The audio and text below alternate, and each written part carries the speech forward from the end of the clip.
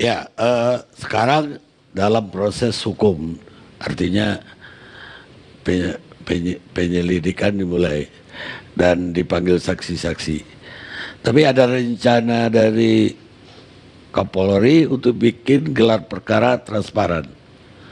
Ini banyak dapat kritik juga bahwa ini justru akan mengadu domba antar saksi nantinya karena terlalu terbuka untuk umum. Ya, gelar perkara sendiri di hukum acara kan sebenarnya tidak ada, dan sekarang ada tapi tertutup.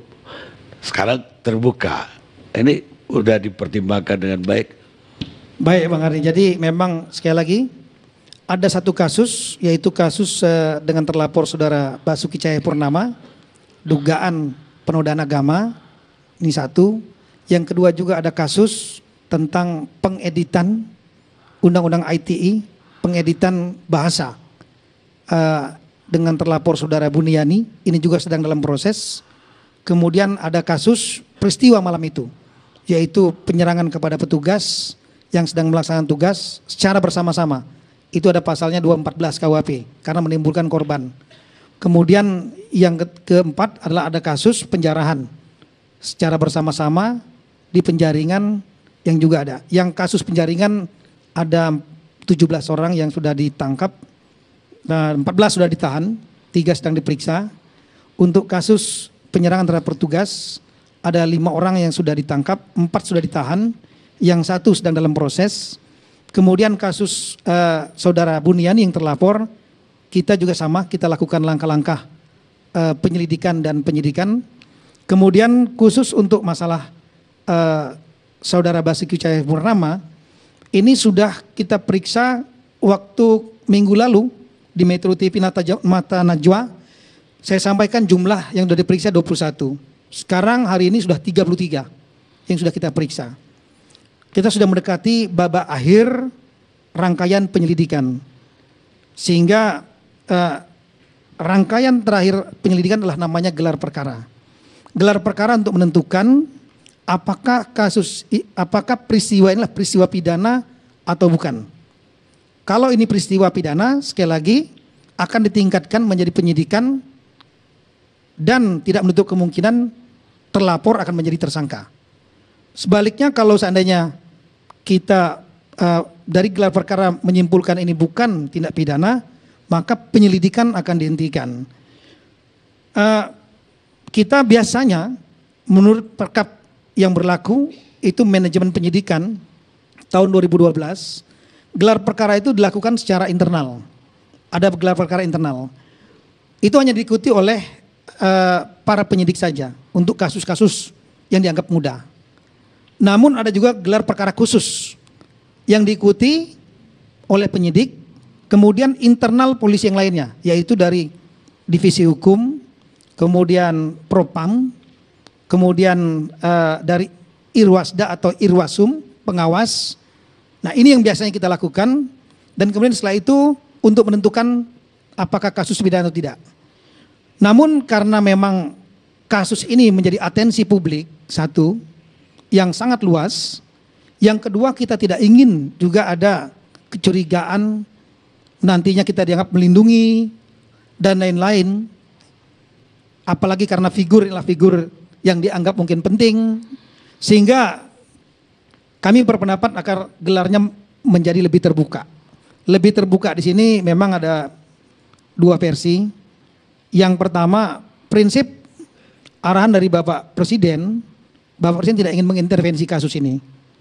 Beliau hanya mengarahkan agar prosesnya dilakukan secara terbuka dan transparan agar masyarakat mengetahui. Jangan ada yang ditutup-tutupi. Nah ini saya menerjemahkannya, kuncinya adalah digelar perkara. Karena kalau pemeriksaan seperti pemeriksaan Saudara Basuki Cahayapurnama, itu tidak mungkin kita akan lakukan secara terbuka, media bisa menonton dan lain-lain, karena produk yang ada dalam proses penyidikan itulah rahasia negara. Dia menjadi terbuka dan menjadi sah ketika ya boleh di peradilan. Itu yang di pengadilan boleh semua dibuka. Tapi ketika di tahap penyelidikan dan penyidikan, tugas kami adalah meyakinkan hakim, bukan meyakinkan publik atau meyakinkan hakim. Kami ulangi, tugas kami adalah meyakinkan jaksa. Karena produk kami dari penyidik itu diserahkan kepada jaksa sebagai penuntut.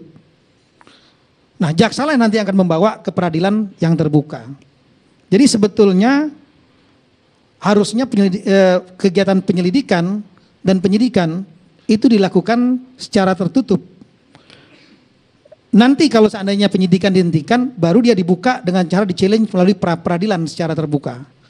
Nah, namun sekali lagi, kita tidak ingin dianggap menutup-nutupi kasus ini. Kita tidak ingin nanti dianggap melindungi saudara terlapor. Dan karena keinginan publik yang sangat besar, jadi kita bisa lakukan secara terbuka. Memang kita sedang pikirkan dua hal. Yang pertama adalah terbuka dalam arti itu diikuti oleh pihak-pihak yang netral. Yaitu yang pertama Kompolnas, Komisi Kepolisian Nasional. Mereka adalah pengawas kepolisian.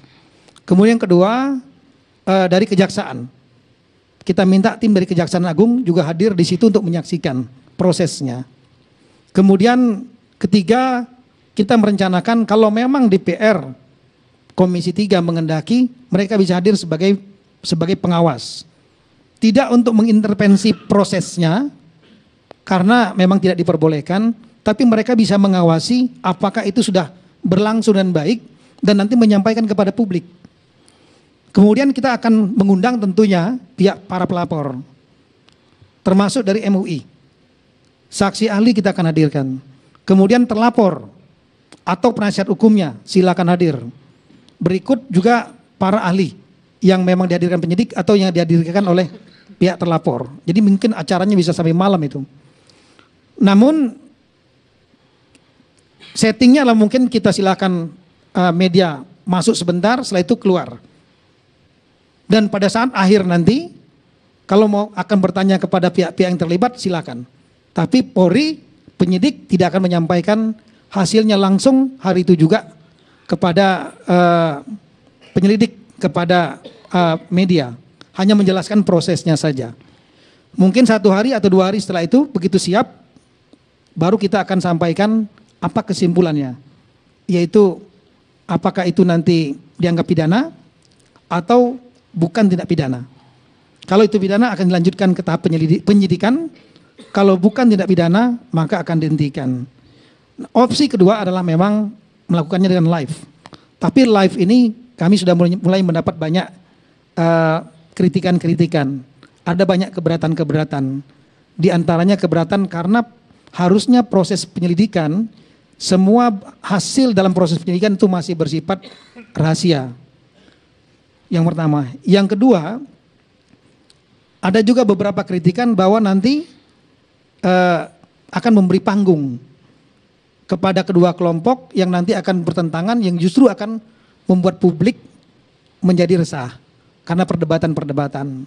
Yang ketiga, ada yang berpendapat bahwa tidak setuju kalau akan dilakukan gelar terbuka secara live karena nanti akan menguntungkan seolah-olah menjadi panggung kampanye nantinya ini. Nah, jadi banyak keberatan-keberatan ini yang saat ini sedang kami pertimbangkan terbuka yang seperti mana yang akan kami ambil keputusannya. Saya kira gitu Pak Karno. Baik, tadi sudah berkali-kali Jenderal bilang bahwa akan menjamin tidak ada intervensi. Bagaimana publik tahu ya, intervensi itu setahu saya selama ini diam-diam, nggak bisa dilihat dan susah dibuktikan.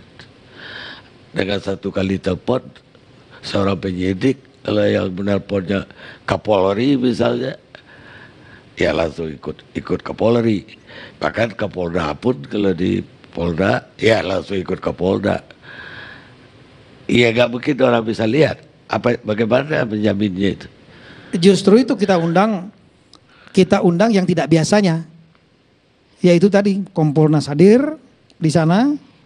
Saya kira akan sosok-sosok kredibel di sana, kan ada juga yang dari mantan civil society yang ada di situ. Kemudian Kejaksaan juga hadir. Kemudian juga dari pihak pelapor juga ada di situ. Kemudian dari Majelis Ulama Indonesia juga ada di situ yang mengeluarkan pendapat keagamaan. yang kadang-kadang disebut dengan fatwa juga, yang kemudian kita juga harapkan dari tim Komisi 3 juga ada di situ.